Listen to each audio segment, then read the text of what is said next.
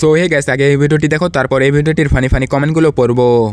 সুমি আর হৃদয় গিয়েছিল রিঙ্কিদের বাড়ি, আর ওখানে গিয়ে ওদেরকে অনেক খাবার দাবার খাইয়েছে। তোমরাই দেখো রিঙ্কি আমাদের সবাইকে কত ভালোবাসে। আমাদের জন্য পাঠিয়েছে চিংড়ি মালাইকারি, পাবদা মাছের ঝাল, সর্ষে ইলিশ, আর সঙ্গে ছিল মাংস। আমি শুধু রাতে গরম গরম ভাত করেই সব খাবার দাবার গরম করে ছেলেকে বসিয়ে দিলাম খেতে। ছেলে তো খেতে বসে বলছে, মা এত কিছু রান্না করেছো এখন? আমি কিছুই রান্না করিনি। সুমি গেছিল রিঙ্কিদের বাড়িতে, রিঙ্কি সব খাবার দাবার পাঠিয়েছে আমাদের সবার জন্য। ওর বাবাকেও বলতে ওর বাবা পুরো অবাক হয়ে গেল। রিঙ্কি, তোমাদের কথা আলোচনা করতে করতে আমরা সবাই তোমার পাঠানো খাবারটা খেয়েছি। সত্যি বলছি, এই খাবারগুলো খেতে খুব টেস্টি হয়েছিল। রিঙ্কি, তুমি সবাইকে নিয়ে আবার এসো আমাদের বাড়িতে। তো চলিए শুরু করতে হ্যাঁ। গরুর রচনা, রিঙ্কির রচনা। আজকে সুমি কই গেল কাকিমা, কিন্তু রচনা খুব সুন্দর বানাতে পারে।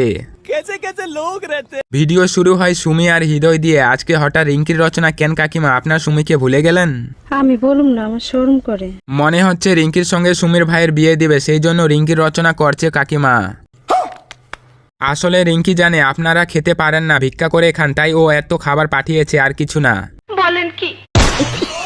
এবার নাও সামলাও। সুমি থেকে রিঙ্কি যার থেকে টাকা আর জিনিস পায় তাকে নিয়ে রচনা শুরু করে দেয় কাকিমা, যাতে পরে আরো বেশি বেশি করে পেতে পারে।